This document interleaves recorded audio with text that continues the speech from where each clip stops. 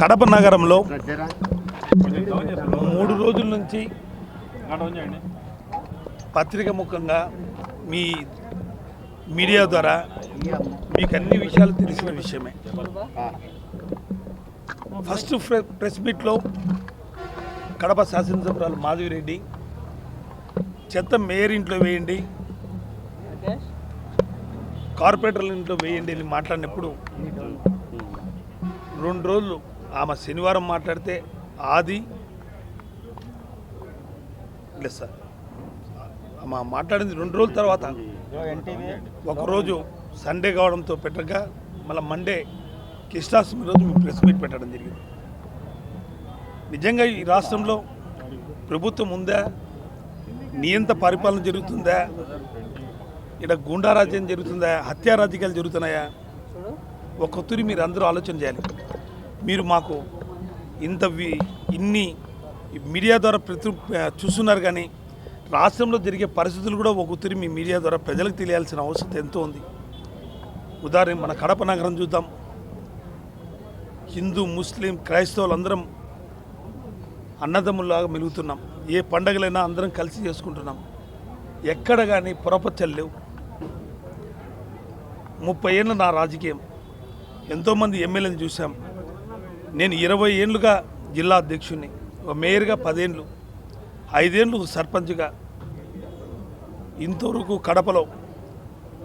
కడప నగరంలో ఎటువంటి పొరపచ్చలు లేకుండా అందరం కలిసిమెలిసి తిరిగే వ్యక్తులం. పార్టీలకు అతీతంగా, కులాలకు అతీతంగా, మతాలకు అతీతంగా అన్ని పార్టీల వాళ్ళం, సిపిఐ, సిపిఎం, టీడీపీ, బీజేపీ అందరం కలిసిమెలిసి తిరుగుతూ ఎంతో అన్యోన్యంగా ఉండేవాళ్ళం.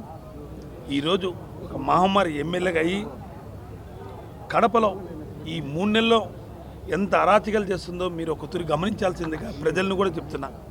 ప్రజలకి మీ ద్వారా చేరవేయాలని నేను అడుగుతున్నా. ఈరోజు మా ఇంటి ముందర తెలుగుదేశం కార్యకర్తలతో చెత్త వేయించడం అనేది మీరందరూ చూస్తున్నారు. అంటే ప్రజలు వేసినారు. అప్పుడు ఆమె యూట్యూబ్ ద్వారా, ఆమె ఛానల్ ద్వారా వక్రీకరించి ప్రజలు వాళ్ళ ఇంటి ముందర, మేయర్ ఇంటి ముందర చెత్త వేసినారని చెప్తున్నారు. అంటే ఆమె మీడియా మేము కూడా కేర్ చేయడం లేదమ్మా. ఆమె సొంత మీడియా ఒకటి పెట్టుకొని మీరు పనిచేసే చేయండి, నా గురించి మీరు రాయండి, రాయకపోయినా నా మీడియా ఉందని ఆలోచన చేస్తుంది. అంటే మీ మీడియా మీద కూడా నమ్మకం లేదు ఆమెకి. వాస్తవంగా ఈరోజు పొద్దున్నే అవినాష్ బర్త్డే చూసుకొని నేను తిరుపతి పోతుంటే రాజంపేట పక్క పుల్లంపేట దగ్గర నాకు తెలిసింది మా ఇంటి ముందర చెత్త వేస్తున్నారు, ధర్నా చేస్తున్నారు.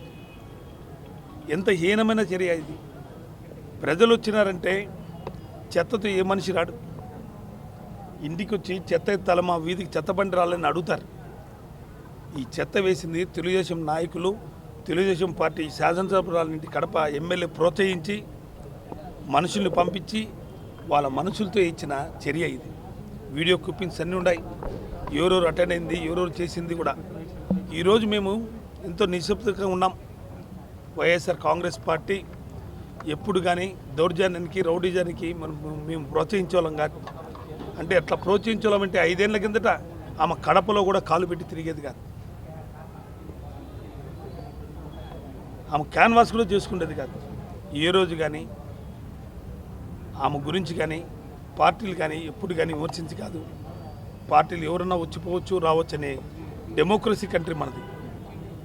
ఈరోజు ఆంధ్ర రాష్ట్రంలో 3 నెలలు తెలుగుదేశం ప్రభుత్వం వచ్చిన తర్వాత ఒక బీహార్ లాగా, ఒక వెస్ట్ బెంగాల్ లాగా ఒక అరాచక పరిపాలన ఈరోజు రాష్ట్రంలో కొనసాగుతుంది.